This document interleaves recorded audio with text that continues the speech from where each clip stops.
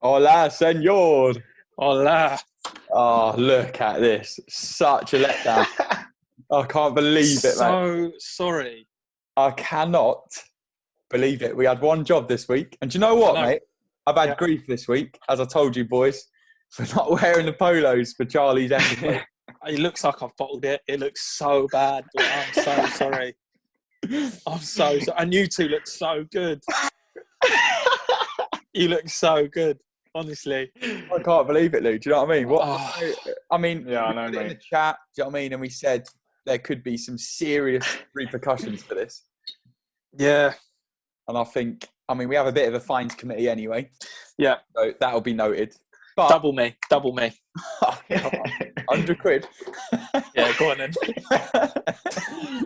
Is that it? I think it's got to be in it, Lou. I think he's got to do something with his drink before we even start the wheel today. I think that's minimum. Look, he's even got it ready. Look. Yeah, because I know. I know. It would be funny if the wheel lands on him after he downs this, wouldn't it? Would it? Would it, mate? Apologies to the BCD. It's not like me. It's it's been a bit of a hectic day. Mate, don't apologise. Excuses. Don't apologise to me or Beige. Apologise to the fans because this is what. Yeah. Okay, so from the bottom of my heart, the BCD fans who follow us thick and thin, easy for me to say. Do you know what? I'll give you an option. Yeah, now, even if you two don't want to wear the polo, maybe next week or the episode after, I will wear from this day on until the podcast is finished the polo. How's that? Well, I'll even wear it to work tomorrow. Oh, right. I think you got to set it off. Cheers. All right. Cheers. Here we go. God. It's only fair, isn't it, Beige? Do you know what I mean? Yeah. Oh, imagine if it was you, Beige. Fucking hell, you would get it even worse. I'd get absolutely rinsed if it was me. Oh, he's done well. Done well at the bottle as well. Oh, welcome. Let me get another one. Oh, boys, I have a little something to show you. Oh. Now you've been asking for these away from the BCD for our other job or other work. And a shoelace. Oh, fucking hell, yeah, all right, mate. Now you've been asking for hats. I've only gone and picked them up today. They look naughty. We go. Honestly, we're the most stylish coaches in Brighton. Someone look at us. You know what I mean? Look. For anyone that doesn't know that, please go and follow Soccerfix, Instagram, Facebook, Twitter. The lot. Boys, we'll bring them tomorrow for work. Happy days. And we'll look the biz. Do you know what I mean? Yeah, do you know what? People might actually want to buy one if they want to look like us. I mean, we've already had contact about the polos. If you want to even look more like us, get yourself a hat. Hats are available, limited stock. Limited edition. All proceeds go straight in my pocket. So please. Yeah. Not ours, Lou, eh? Yeah, I know. Boys, right. I'm not going to have a Charlie Oakway here because last week it looked like I was in the middle of an earthquake and the phone just dropped. That was scary, that, wasn't it? It was. You just didn't stamp your foot, did you? I sat down. All right, Beige, what we got for the wheel today? I wish we had like a theme song for the wheel when it came in. Yeah. Any musician listeners, if you want to make us a little, promo sound or whatever for the wheel, please do. But yeah. What we got? Sorry, me and Harry have already. We spoke about this earlier, but because there's a new thing on the wheel that says you get to choose who does the drink if it lands on that thing. Love that. Always bringing new content at the BCB. New ideas. Yeah, we're just an innovative podcast. That's what it is. Yeah. Right, here we go. Whoa! Gone for it. Please, not me. Oh, I'll be gutted. Oh, wow. Oh, is it me? Oh, what a write-off. You know what? Well, shit. Fucking serves you right, mate. It couldn't happen for a nicer bloke. Oh, fucking hell. He's fuming. He's only got 2 beers. Yeah. I'll have to run to the shop. All right, fuck it. Lou, to the BCD, episode 8. Oh my God. Joey, you want to see what he's brought out? Got the old Sorry, are we not? again, Sorry, are we? Hold on. No, fuck the bars for a minute. Fuck the bars. I've just done 2 beers in the space of 30 seconds, and you bring out the FA bars. Don't give a shit. Sorry, are we not? Have a look. Fucking hell, there's like the old dog yet, boy. I might be 36, but I can still knock a few beers out, boy. Oh, sorry, Lou. Go on then. What you got, mate? Show us, because I'm about to throw up. Got this glass again. Glass, my arse. What have you got in it? Just cider, mate. Where from? Can we please see the bottle if you've got it there? Yeah, it's actually, Bargains. no, it's actually Strongbow. Strongbow Rosé. Oh my! You got a bit upmarket in you, Lou. Oh, Yeah, right. and I've got this. Got a bonus this week, did we? What's that? Oh, Lou. I'd love a bit of that. Oh, nah, I can't do that. Not for me, tequila. To be fair, I was thinking just I bought quickly. a shot glass as well. Sorry, All right, mate. mate. I bought a shot glass. Cut them off. Yeah, I was just thinking when we're all together, that wheel will have loads of different drinks on it. Yeah, 100%. So tequila, bit of water, whatever.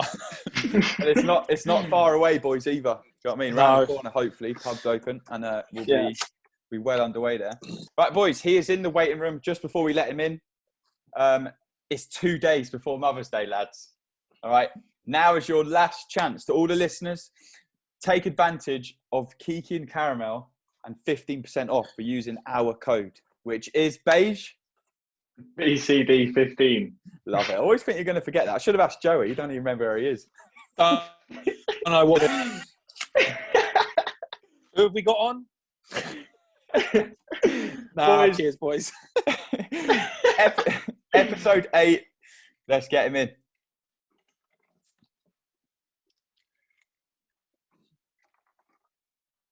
Here he is. He's in, look. He's got his shirt on as well. I love that. The best entrance we've had so far, Mr. Hardy.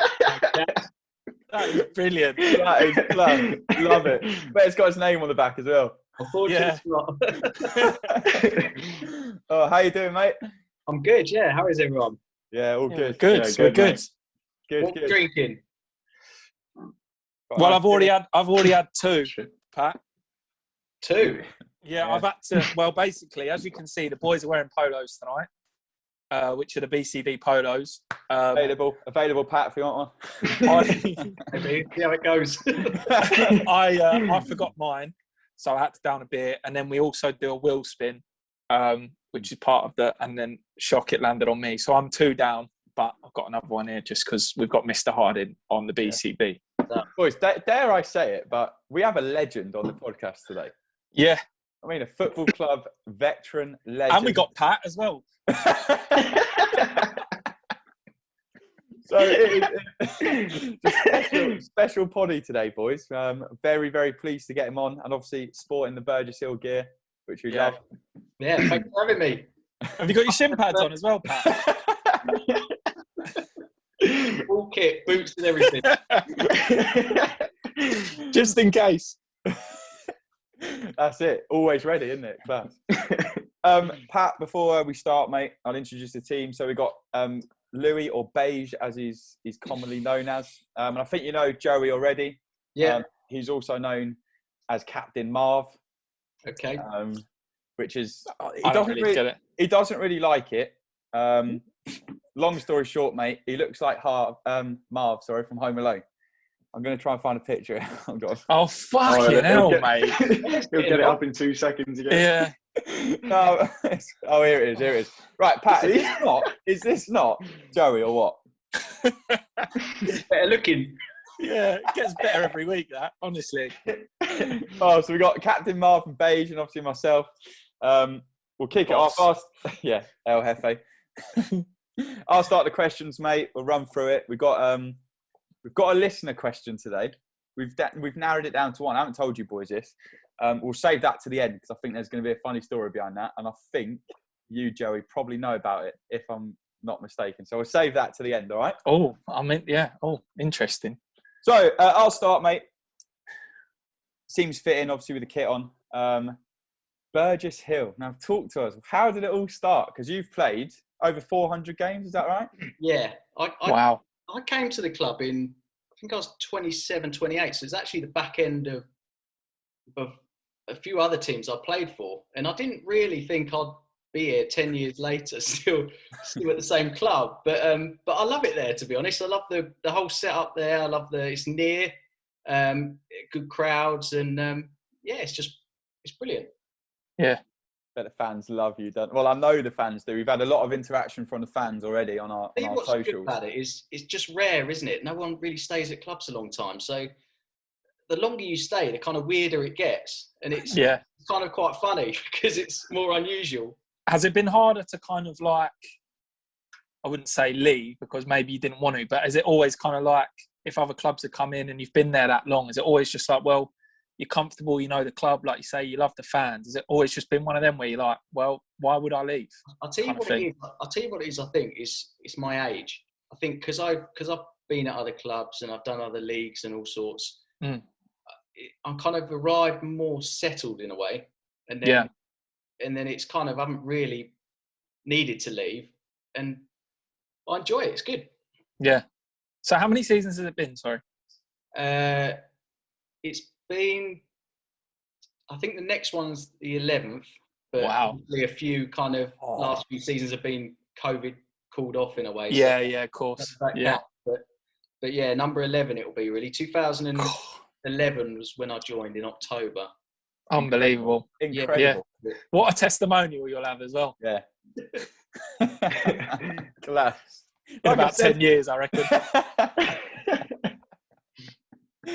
Oh, like I said, boys, legend of a club. So big respect there, Pat. That is an incredible achievement, mate.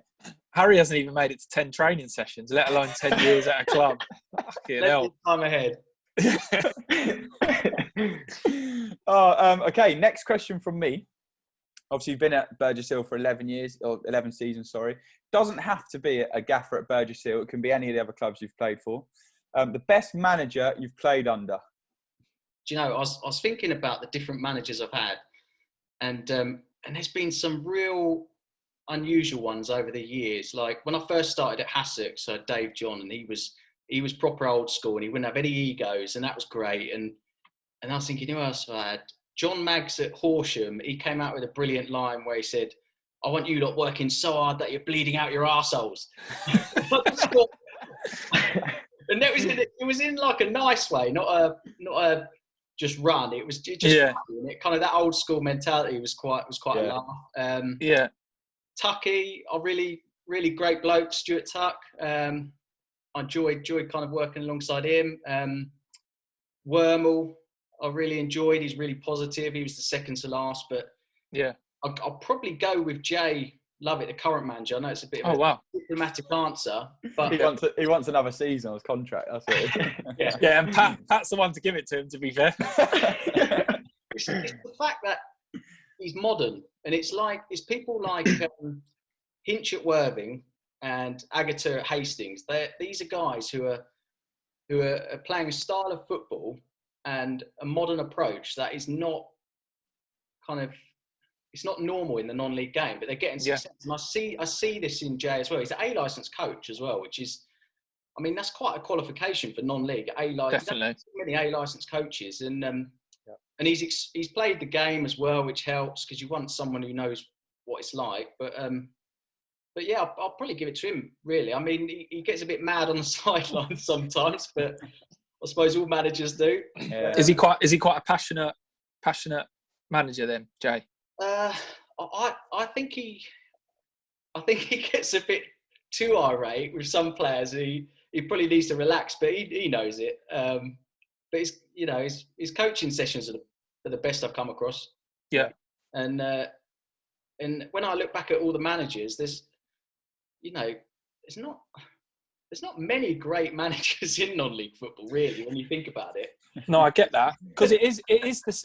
I think what you say, like what separates a good manager, is if they take that risk and don't play the non-league way, and if they get results. Like you talk about Hinch, who's I've I've seen the way Worthing playing. It's something, not out of the ordinary, but they've got their own style. And the same with, I haven't seen Burgess Hill play in a while, but like you say, but I think they're managers that take a risk. They're the ones that I think are going to get kind of the rewards. They're successful as well. Like Worthing and Hastings, both top of the league. They're both playing football. I mean, when I first started, everything was 4-4-2 and it was putting down channels, cross it. It's just, football's changed so much.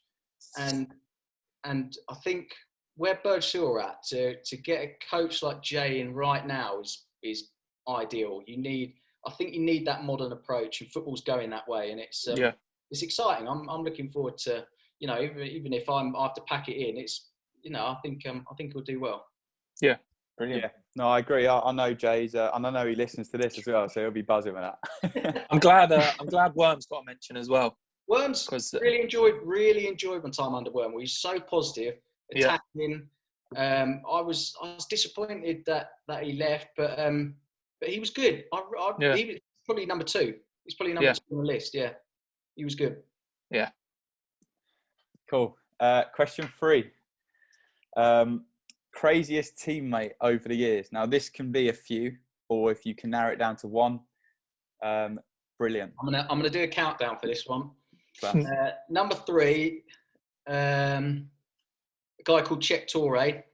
So he was a centre back from the Ivory Coast, and he was like a flamboyant player. And it made me laugh one game because he did we had a free kick on the halfway line, and to pass to his centre back partner, he soul rolled the ball forward, and he was just so cultured and kind of quirky as a player. But he was a bit mad, but he only gets to number 3 because they get kind of a bit more intense. Number 2 is Max Miller. Max Miller. Oh, of course, that's a great shout. I sit next to Max Miller in the changing room, and his knees are kind of going up and down. Calm down, Max. You save some energy, and I totally forgot about Max Miller, but that's a great shout. He's got these fish flip-flops that he wears. We've got to get a picture of them. They're unbelievable. He's always showing videos of him cooking his dinner for some reason. And this is a chance. It's the best bit. He pulls his shorts up and goes, ah! Yeah. And then number 1, I think he's been mentioned before on this podcast, is Spencer Slaughter. Yes, get in, Spencer. I've been on a stag do with Spencer Slaughter. It might have even been mine. And he weren't invited, was he? He probably just turned up. He's been around the pool and he's being dared to do stuff. And people will come up with these things, and he just keeps saying yes to all of them. So he ate someone's toenail. Oh, God, mate. He ate the euro coin. He ate what, sorry? The euro coin. He ate it. Someone who was smoking stubbed a fag out on his ball bag. Can I say ball bag in this podcast? Yeah, bring it on. Brilliant. I can't wait for him to listen to this back. He's going to be like, oh, yeah, that did happen. He's got one of his legs. He's got a tattoo in it. It's like a doodle leg, so anything goes on it. And I think he's got my name on it along with some others. So it's just the kind brilliant. But he's a great bloke, Spenny. Yeah. If you have a chat with him, he's kind of quite normal, and then he's a bit of a circus performer. But he's a real good lad. I like him. Pat, do you remember going to? I mean, this was years ago when I was playing at Burgess Hill. Do you remember going to Guernsey? And we played the game, and because we had to fly home the next morning, we did have the smallest night out ever. Because you've probably been to Guernsey a few times, but remember? Was it a midweek one or a weekend one? Do you know what? I think it was a midweek. Oh my word. And we all went out. We all went out for probably 1 or 2 beers tops because we had an early flight in the morning. So we all kind of there was one bar in Guernsey. We went there, and Spenny got. Remember, it was Spenny and Toby, and they got absolutely paralytic. Yeah, they were still. Do you remember in the morning having breakfast? Yeah, and we had to carry him. We had to carry him from the hotel to I think what did we get, a coach or taxis? But he was absolutely gone. And bearing in mind, we all just went out just to pass the time. He fully thought right, let's have a session. But it was just him and another lad called Toby. And I remember walking down. Toby was a fun lad as well. Yeah, he was good. I remember walking down to breakfast just feeling normal. Spenny ain't moved. He's still like trousers around his ankles just in the lobby. It just showed what Spenny was all about. He's always up for a good time, but quality. Yeah, that's unreal. Especially the fag story. I can't believe that. He'll listen to this and then be like, oh, yeah. He'll have a look. Big hole in his collar. Yeah. Oh, unreal. That's the end of my questions. Beige, you're next. First one from me, Pat, mate. What is your favourite moment in a Burgess Hill shirt? Probably the game when we won the league. It was away at Carshalton. I scored the first goal, and I think just to win and then celebrate, and you can't really top that. So that one's up there. And then also more recently, probably beating Lewis at the Dripping Pan on New Year's Day. Yeah. 0.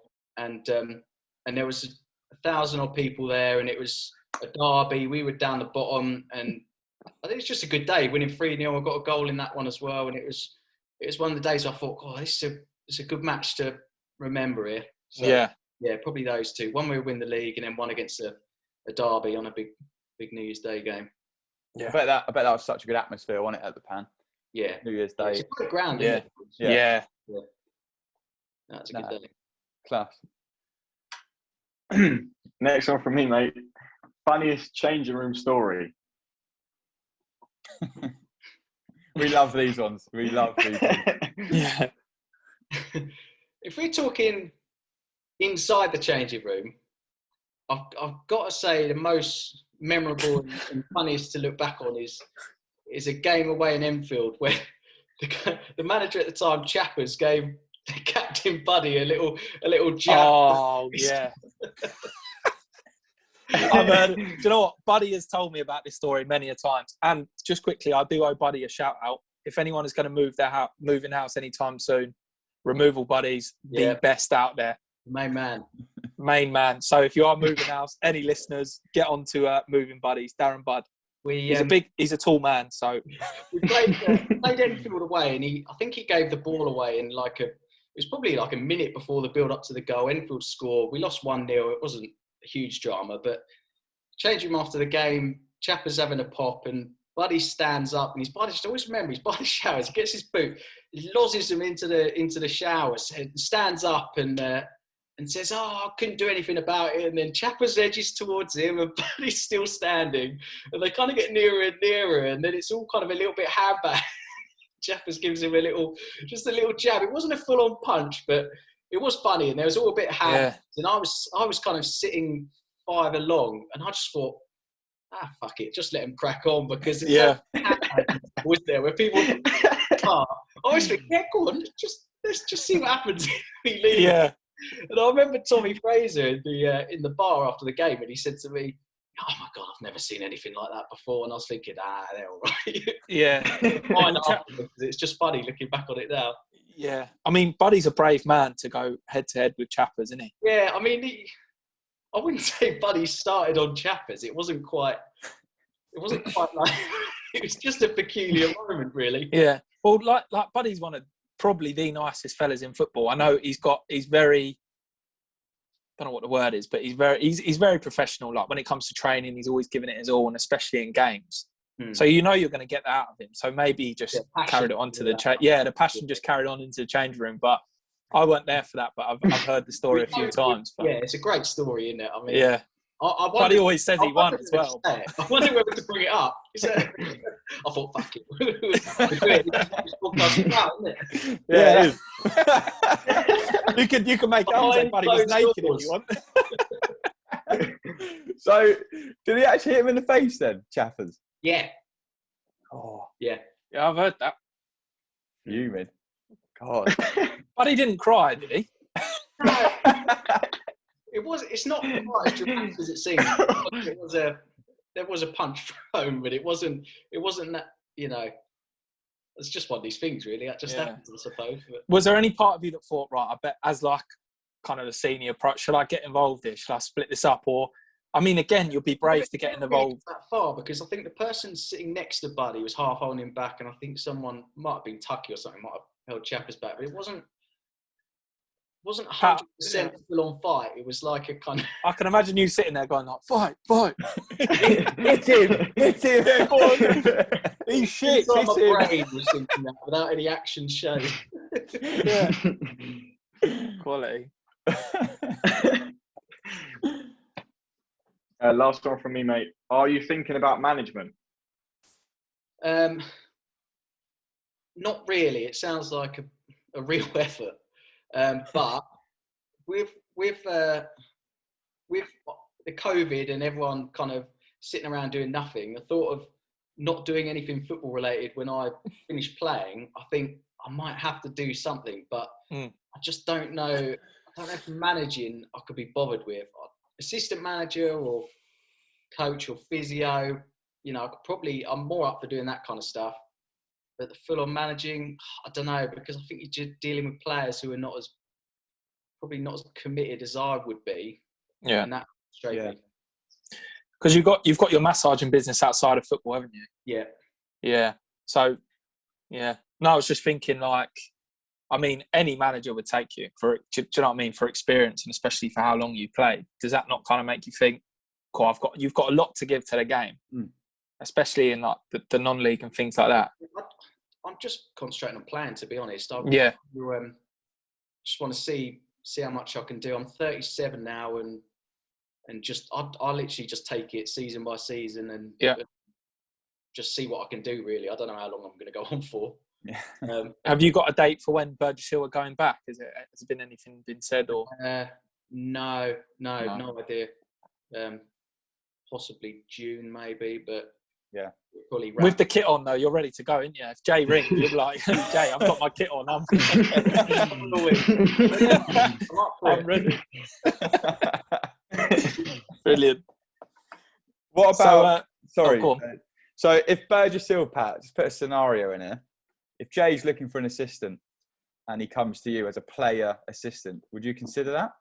Because then you're still playing and you're keeping your foot in the door. So maybe when that time comes to an end almost. I think the only time I'd probably do that is if the current assistant or coach is left on their own terms. Yeah.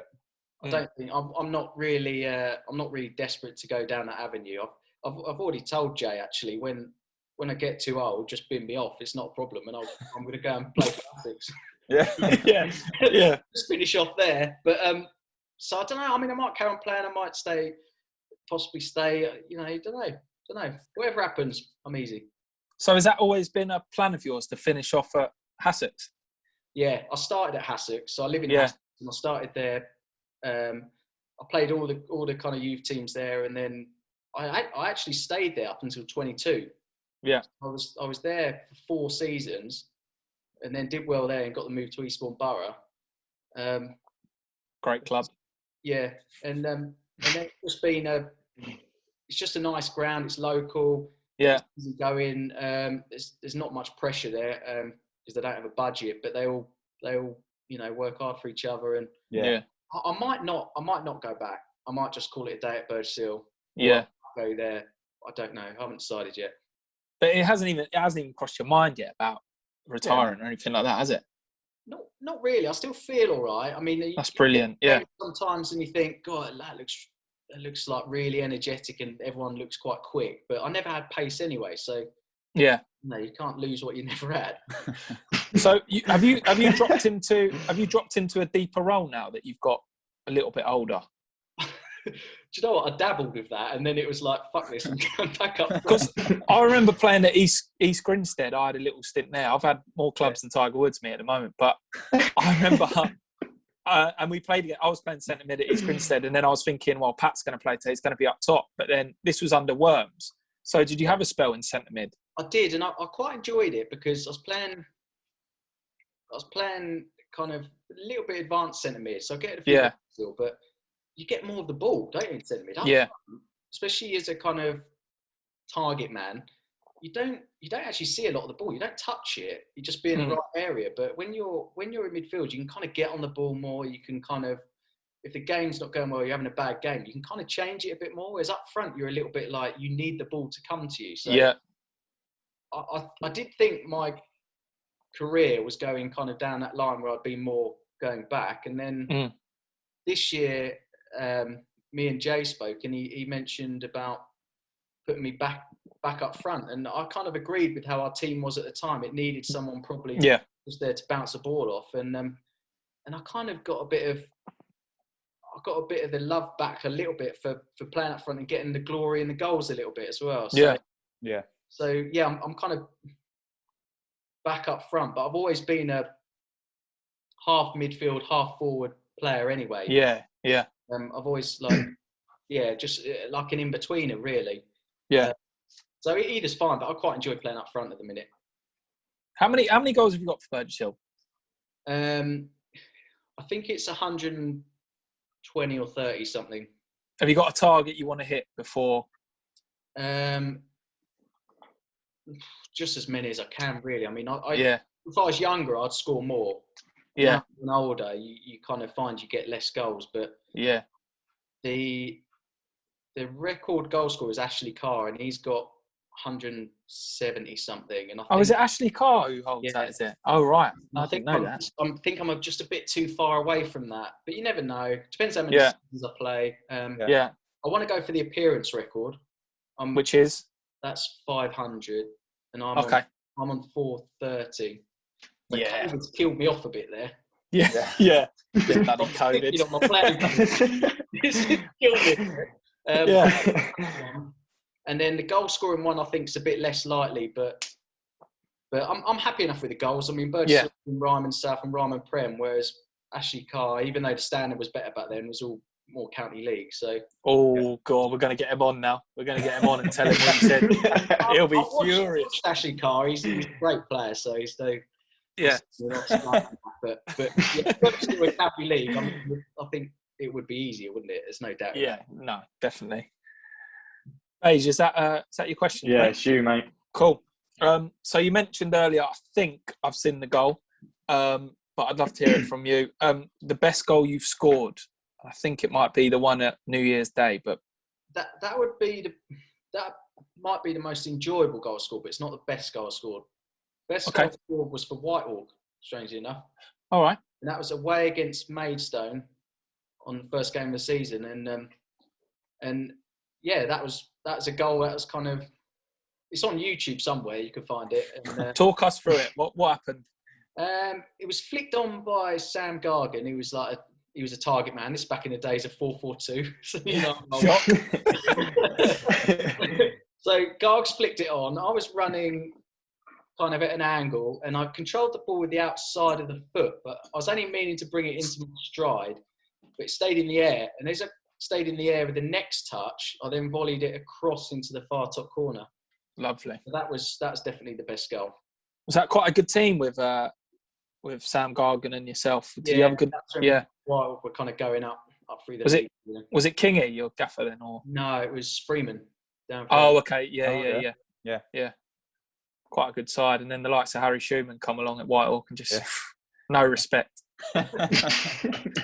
Can we talk about your goal at the Pan? Because I've seen that goal many a time. What was that like? It was kind of like I'm not going to say a hit home because I knew you knew exactly what you were going to do. But do you know what was that like? It's amazing buzz, like to score in front of that stand at Lewis as well. At the back. We were 2-0 up anyway, so it kind of sealed the game. But at the time, I remember the ball was loose, and I was just kind of running onto it, and my legs were knackered by then. And I just kicked it, and I didn't really think I hit it that hard. And it kind of looped, and I thought when I kicked it, I thought, that's a tired shot. It kind of went up and over the keeper, and then looking back on the YouTube, it looked a better goal than what I remembered on the pitch. And then I wheeled off, and people laugh at me for this. I wheeled off, and then I thought, fuck it, I'm going to enjoy this celebration. The old kind of went round the goal and celebrated with the fans. I thought, when you get these moments, you've got to make the most of it. No, I love the celebration, the old Alan Shearer, and I just thought, you're saying it weren't, you think it was less of a goal than it actually was. I mean, you watch it back, I'm sure we can get a clip and attach it to this. But it was a hell of a goal.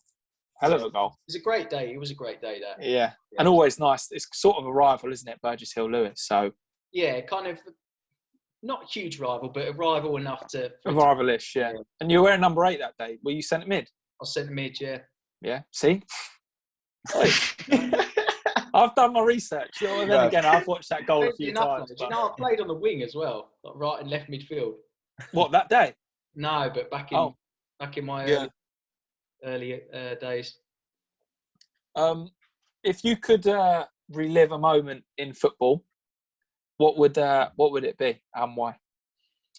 This would be Eastbourne Borough Conference South playoff final, and it was we played Hampton and Richmond, and it was at Stevenage Boroughs Ground, and there was traffic, and we got there late. We won the game 2-0, and to go up into the Conference National, it was, for me, I was just seeing what I could do in the game and how far I could kind of take myself. And the thought of being, in that kind of top flight non-league, which some people was not a big deal, but for me, he was playing kind of county league at Hassocks and was never affiliated with Brighton or anything. To go from, to play top flight of the conference and have your name on your back of your shirt and be a proper member of the team, playing. That was when I was playing right and left midfield, like a James Milner type role, in a 4-4-2. And that game, I was just so happy to go to the next level, and then to play. I only probably played about a third of the season in the Conference Prem. It was just a step too far for me, but to be involved in it and say I've played in it and I've managed to score as well in the Conference National and just done it. And I got the shirt at home framed, and it was just the peak of my career. And that kind of time, I think if I could relive that game for the emotion of going up, and then the whole Conference National season where you're playing in pretty much pro league. Yeah. It's just, I think I did enjoy it at the time. I gave it everything I could, did the absolute best I could. Just that was just too far for me. But why did you think that was? What did you think the game was asking that you possibly couldn't give at the time? What do you think it was? Lack of talent. Do you think so? No, honestly, do you think so? I just think as you go up the levels, and because I've done the county league to the Ryman South Conference and all that, done all, and it goes, just everything just increases. So someone will be quicker, or someone will be taller, or someone will be more. Everything just creeps up. Yeah. So whereas you might cope in one league, it just gets too much, and everyone's got a level. Wasn't quick enough, or tall enough, or talented enough, and it's just what it is. But I know I gave it my best to kind of reach that level. So I'm certainly there's no regrets or anything like that. No, I'm quite proud of getting there. Yeah. Really. Have you ever kind of noticed that when you play county league, or you play Ryman South, or you play conference, do you ever feel like the lower you go, the more difficult it is? Has that ever been like a thought of yours? The county league, because I started in the county league, I know there's some talented players in the county league. Definitely, yeah. It's their commitment and the motivation to do the training every day. So I was finding if you're playing against county league team, you've got some good players who are technical, but if you're running alongside them or you're working them, they'll struggle because they're probably not as fit or something like that. So it's normally the commitment levels, really. Yeah. I was fine with that. We had Adam El Abdon, and he mentioned dropping down from the pro game into the same standard as you are now, Pat. He said the training efforts from some of the boys was higher because they obviously have something to prove and things like that. Do you find that the same at Burgess Hill? No, I haven't noticed too much difference between all of the non-league trainings. I found them all quite the same. Might be different if you're going into the pro daytime training. I don't know. Yeah. That might be different, but I haven't found it from county league to conference. I haven't found the intensity for me has been pretty much the same. Yeah. All of them, really. What are you like as a trainer, Pat? Are you one of them that trains how you play? And if you see others that aren't, giving it their all in training, are you one to kind of... I'll tell you what, as I got older, I probably don't run around as much because I think if it's Thursday, I've got to go on Saturday, I don't want to be... Yeah. tired. Got to be clever about it. One thing I will do in training, if there's a shot, I'll make sure it goes in the goal. I won't piss about by doing a little dink or trying something. Yeah. I say this to the young lads, or if there's a chance where the keeper says it hits the post, I'll say finish it. Do it as you do. Yeah. Don't try a little dink because you're training. Do what you do in a game, and then it's easier within the game. So yeah, I'll take it pretty seriously training. Yeah. So. So it brings me nicely on to, like, you've probably seen hundreds of them throughout your career, but for our younger listeners that want to have a long career like yourself, what's the best advice you can give them to have a career in non-league like you've had, or just, you know, have a career in football? I would say, kind of be patient, because whatever level you're going to get to, you'll probably get there if you're performing. You're not going to kind of, if you say you're conference standard and you're playing county league, you know, you will eventually get to where you're going to go. So you've got to be a bit patient. And I think that's the same also if you're on the bench somewhere, you know, you've got to be patient there and not just leave at the you know, one time you're not in the team. So yeah, I think it's about, you know, just looking at the bigger picture and seeing that you'll get where you want to be, and don't panic. You know, if you have a bad day or a bad game, or if you're not flavour of the month for a month or whatever, then you know, just be patient and you'll end up back in. Yeah, I think that's honestly, I think that's such an amazing point. You see, you know, young people, Shuey, you've obviously seen it, and Pat, you mentioned it, and Lou, you'll experience it. I think young players, like you say, if they don't play or they have a bad game, the way in which they deal with it, I don't think, you know, maybe it'd be different at Burgess Hill, it might be different at Saltdean or wherever you're at, how managers kind of deal with that, because young players can just kind of, that's it. As soon as they have that bad game, or like you say, not flavour of the week, I think the communication and the belief in young players has to improve, because like you say, they will get there eventually, but it's what they do in the meantime. How do they maintain that hunger? How do they keep, you know, turning up to training week in, week out? I think that's a huge thing. Sometimes it's quite hard, I think, for players if the team's won and you've got subs on the bench and they're not involved and everyone's buzzing in the change. Yeah. You know, you have to kind of say, you have to keep all the squad together and say, you know, the 16 is really important here. There's a game Tuesday, and modern football kind of, there's a lot more rotation as well, so you will be freshen it up. And yeah, I mean, there's a lot to be said for kind of subs just relaxing a bit and realising that, you know, you will get their time will come. Yeah, I don't like it if I'm on the bench. I don't like it when you're playing in the bench, subs are sulking or whatever. I think on the bench you got to kind of, you know, be a good teammate and not have a face like thunder kind of thing, because you know, it's just one of these things really. Everyone's on the bench every so often. Yeah, I think unfortunately now, I think we get too many players with a, you know, with a little bit of an ego, and that's probably why you see it quite often. You know, where there's a bit of a face like thunder or a bit pissed off or whatever, and they can't really see the bigger picture because that day, there and then, they're not in the squad or they're not playing.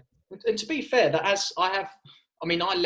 I remember leaving Horsham to go to Whitehawk, and when I wasn't getting in for a couple of games at Horsham, and it was the worst move I ever made. I wish I hadn't done it now. And I was young. I think you're just a bit more, I don't know, maybe it's come back to saying earlier, just being a bit more patient. Now you're older, you're more chilled out. When you're younger, you're so desperate. But yeah, looking back, I would kind of, you know, relax a bit more, definitely. So I think the best players from, you know, your under 18s or reserves, if they get into the first team, they've never experienced that patience and they've never experienced being on the bench, because, you know, they're probably in the first team for a reason if you're an under 18 or a reserve. So then it's them kind of realising, you know, you're not going to be the best player in men's football because it's a totally different game. But I'm hoping now players, you know, especially listen to this, if you can just kind of take on a bit of patience, you know, your time will come. So it's more a squad game now, definitely football. Definitely. Another, like we were saying about 4-4-2 going and modern managers and tactics, and I think the squad is a thing now. You know, like back in the day, it was just play this 11. Someone's injured, bring someone in. Now it's rotation, freshen up. Maybe there's more games. I don't know. It's hard to remember from 15 years back. Yeah. What's Jay been like with kind of introducing the youth setup of Burgess Hill? What's that like? I think he's trying to get it more linked. Like when you're at Burgess Hill, we had a few people creeping through, like Gayla, Greg, Lee as well, yeah. And then it kind of got a bit separated, and maybe it's because we went to the Ramen Prem, so it's a bit more of a jump. Yeah. But he's trying to get the link back, and he's going about it in the right way. Yeah. See, that was massive for us, especially us four, like Lee, myself, Kurt, and Greg. And I remember Chappers and Tucky were straight to the point. They were like, "You're not going to play every week like you have been for under 18s, but it's a privilege enough to be involved with this first team." And like, we were young enough where, I mean, we went on nights out with you. You know, we got to have a beer with you after the game. Got to train with the likes of yourself and Buddy and Fisky and people like that and people like that. And it was just, that was enough for us. And again, maybe it was the coaching style, because I wasn't going to argue with Chappers. I wasn't going to argue with Tucky. I trusted in their process. Yeah. I saw Buddy have a fight with him, I thought, I ain't knocking on his door this week. But I think young players, you know, their career's not going to end at 19. Their career's not going to end at 20. And all you have to be as a sponge, just take everything in, absorb as much information as you can, enjoy the experience, watch games. That was a massive thing for me, is sitting on the bench, watch games, watch what the coach is like, watch what that person in your position is doing. And you know what? I was fortunate enough at Burgess Hill to get a few chances, and I loved it. So hopefully, you know, a lot of the young players, like I said earlier, Hassocks. I was in County League at Hassocks till 22. Oh, you know, you see some guys who are 19, 20, 21, desperate to get in, but you know, it's plenty of time. You'll be, you know, by 20s to 30, you're going to be more in your prime. So yeah, and just being around it, do you know what I mean? That's the experience you need. But yeah, Joey, you mentioned there you went on a few nights out with that team. Do you want to elaborate? Do you know what? I remember we had a Christmas night out, and me, Greg, and Kurt were known as the Spice Boys, weren't we, Pat? That was we were known as the Spice Boys. I mean, there was other names for us that the boys would call us, but we're not going to say on the pod. But to the coaching staff, we were known as the Spice Boys. So we managed to go on a Christmas night out, which was unbelievable. Like all week, I was buzzing for this Christmas night out. And do you know what? We got proper stitched up, myself, Kurt and Greg. We all bought the same Christmas jumper, because I think someone told us. You remember? Do you remember that? No. So we all wore the same Christmas. And we went out, and I was so young. I just remember just beers after beers. The only thing I remember was being in prison, and Stuart Tuck was doing Starfish. Do you remember that? So he was on the dance floor. Bearing in mind, this is a club floor with like alcohol, and he was doing the Starfish, and that's all I remember. But just being involved in nights out and things like that. And I think we went to the races for an end of year do, didn't we, Pat? Do you remember that? And I turned up late, and Chappers pulled me to one side, and he was like, "If you're late again," I was like, "Oh God!" But just things like that. Do you know what? It was just a good social club when I was there. It was honestly. Did you ever play text roulette on one of those? Oh, those races. Have you heard of text roulette? Yeah. I don't think I did, but thank God. Base, I only had a certain amount of credit. No, I don't know what that is. Explain it to Beige, the young kid ain't got a clue. You're sitting on a table, and you spin a bottle to see who's kind of the unlucky one, and basically you get your phone taken off you, and you're going to get, it's a text to someone who's normally a coach or manager or something football related. So I remember we had Russell Bromwich, who was a good bloke, and he would get us working on throw-ons and things like this in part of the game, and he was so passionate about it, saying, "I've worked on these throw-ons, why are we not doing them?" And it comes to the end of the season, and Guy Bolton, some young kid, he would have got the bottle would land on him. So we got his phone, and I can't remember who did it, but they're texting Russell Bromwich, "You can stick your throw-ins up your arse." And oh God! Can you imagine as a younger as well? You'd be shitting yourself. Yeah. He's calling back saying, "Who is this? Who is this?" Yeah. I I did like Russell. He was a good bloke, and I got landed on once, and I was made to text Sean Saunders, whose number wasn't in my mobile. He was the Haywards Heath gaffer, and it was like, and I just said, well, I didn't send him, but my phone was out my hands. It was, do you want me? #PH9. Did he get back to you? He kept texting because he didn't have the number, and it's like, who is this? Who is this? And he kind of kept persevering with it, and in the end, I was like, look, it's Pat Harding. It was a text game. It wasn't me. I don't want to come Haywards Heath. I was thinking, yeah, all right, go Haywards Heath. Yeah, quality. Oh, that's class. Is that still happening then, Pat? Obviously, we haven't had team socials or team nights out in a while, but No. you must have had your fair share. But is it kind of died down now? It's died down a little bit now, yeah. And then we haven't had socials for like a year now, so it's it's all them kind of stories are a little bit quiet, haven't they? So but I think, to be fair, they got to come back, haven't they? Once everything's back to normal, I think it's so important for teams to experience, race days or just going out to the pub with the boys. Honestly, them Burgess Hill days for me, unbelievable. Burgess Hill got 700 quid, and it's just building up, and we got nothing to spend it on. Yeah. Oh well, look, that brings me nicely. So we had a few listener questions, but I'm going to narrow it down to one because I think this could be a good talking point here. I'm not going to mention who said this. You can probably figure it out. This is what I'm saying to you, Joe. I don't know if you're involved in this. Talk us through collapsing in Magaluf.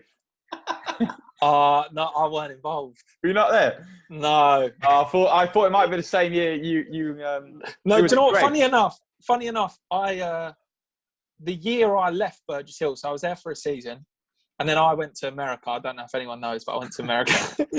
And then the year I left, the boys went on an unbelievable run and ended up winning the league, went on an unbelievable lads holiday. Everyone came back with snake tattoos. All right, am I right, Pat? Well, not me. Well, not you, but yeah. But go on, Pat, you tell us what happened in Magaluf. Basically, I just went for it, and I was getting too old. And I think we've done 2 days and nights, and we were down the beach on day 3, and we were starting again, and I was having a beer. And I went to the toilet inside, and I thought, oh, I feel like I've had a few here, and I just found myself kind of lying down the toilet, and I think Spenny was down there. Spenny was there. Shock! He was probably putting a cigarette out on his arsehole. Yeah. He's like, hello, Pat. Spenny picked me up from the toilet floor. He said, "What are you doing down there?" And I was like, "Oh, it was just nice lying down for a bit." I was obviously getting too old. I was just hitting 30, and I'd normally been kind of going for it, and that's when your body starts getting a little bit. It can't handle the drink so much. Yeah. So he took me outside, and he was like, "No, you're all right. You're all right. Have a bit of this cocktail." I've got my hands on the back of this chair while everyone's sitting around. And all of a sudden, my legs just got the old jelly legs. No, the old Elvis Presley. And I was pushing this man down. I mean, happens to the best of us. So what happens when you woke up? No, I was only down for like a second. It was. Oh, that's right. Yeah. Brilliant. Love that. You carried on for the rest of the day, I'm guessing. No, I couldn't. I'd love to have. I'd love to have said I could, but no. So what happened after that? Did you call it a night? Call it a day? Yeah, I didn't even call it a night. It was daytime. Yeah. Called it a morning. Brilliant. Oh my! Oh, what a trip! It was a great trip, though. I mean, we had a great team. We won the league. The team spirit in that team was the best I've had. And we were all at a good age, and it's just a great trip to go out there and celebrate, and it's brilliant. How long were you there for? How long was it to? I think it was like three nights, 4 days kind of thing. Yeah. So I went hell for leather on the first 2, and then realised it's a bit too much, but Brilliant. never mind. Brilliant. Yeah, great story. I've never been away like that with the footy team, like at the end of the year or something. We've never really won a league or anything to go away. So. Yeah, Actually, you don't really get to go away with a team if you've trained 10 times, should we? First proper football trip I've done. I've done lads holidays, stag do's. I've done loads of them, but that was the first kind of football one. So kind of showed we were quite close. And I suppose that was because you've still got a group chat now, haven't you? With that lot, is that still going, that group chat? Yeah. They gave me a bit of stick about being on this today. Oh, did they? To sleep and all that stuff. Love that. Any press? Just jealous. Yeah, just jealous. What was Spenny like on that holiday? Because I bet take him out of his. He's still there, mate. He ain't gone back. He's like, have you seen the In-Betweeners film? And they've got that one kid. He ends up bringing his mum and dad out. You know what I'm talking about? That's Spenny. He doesn't need a drink to kind of be on the dance floor. He'll be on the dance floor without a drink. So he's good nevertheless anyway. So yeah. First time I experienced Spenny like pissed on a night out, he just got his cock out and done the windmill. Remember that? Why not, eh? Huh? Why not, eh? Why wouldn't you, Spenny? Yeah. He just stand up in the pub and just spin it around. Yeah. Honestly, there's so many things that come back with Spenny. I think I was at Burgess Hill for a season and a half, but most of it was just. I can't believe he's manager of Lockswood now. Yeah. He's manager of a football team, this guy. He has a bag stuffed out in his ball bag. Oh God! Oh, but honestly, I might sign up for Lockswood just for their team nights out. Honestly, brilliant guy. Oh yeah. To be fair, we need to get him on with all these stories. Yeah, he would have a lot to say. We'll have to pay for his flight from Magaluf, but he'll be up for. Oh well, look, Pat. That brings us to the end of our questions. What we usually do when we finish the pod is we usually get Beige to finish his drink, and he usually brings a spirit to sort of top off a good episode. He did show us what he had, but if you don't, Lou, show Pat what spirits you got today, mate. Got a bit of tequila, mate. Don't show Pat too much; he might faint. Even the look of tequila, he's having a. So what are we doing here then, Beige? Have you had tequila before? Yeah. Yeah, I had to try some. This today? Is like, yeah. I've never actually drunk a lot of tequila before. Brilliant. Can I just say, good luck. Yeah, all the best. I've bought a shot glass because usually I do it out of the bottle. I usually get more than a shot, but I thought, all right, don't really want to do it with this. It's a joke, mate. If you're shit at work tomorrow, you're getting the sack. You know. Fill it up right to the top. Have you got any of your other drink left, Lou? Yeah. Okay. Might as well do a little Jaeger bomb, a little tequila bomb. What? So you want me to put the tequila in this and then down it? Yeah. Just drop it in. Drop the shot in there. Come on, Lou. We got a legend on the pod today, mate. You can't be letting the side down. Pat, are you happy with that, or do you want to have 2 shots in there? Is it his first time? Well, apparently it's his second time having tequila, which is. I'm so worried for him. He needs another shot in there. Yeah, he does. Yeah. Love it, babe. Because boys, if he wants to faint in Magaluf, he needs another shot. And Lou, the funny thing about tequila is that it only hits the system if you have 2 of them. I think I'm right in saying that. I might be wrong. I thought it was free. Lou, all the best, by the way. I'll see you next week. Before we do this, cheers to a good episode, Pat. I really appreciate you coming on, mate. Guys. Fuck me, right. Got Julian Speroni's here. Love that. Love it, Beige. Oh, he's gone. Cheers, boys. Oh my word. Thirsty, is he? Oh Christ! Look at the state of me. Done well. How was that? Yeah, not too bad to be fair. All right, big time. Right. Do another one then. Pat, thank you so much for coming on, mate. It's been a pleasure. Thank you so much, mate. Cheers, Pat. Cheers, mate. Brilliant. Cheers, boys. All the best. All the best. Thank you.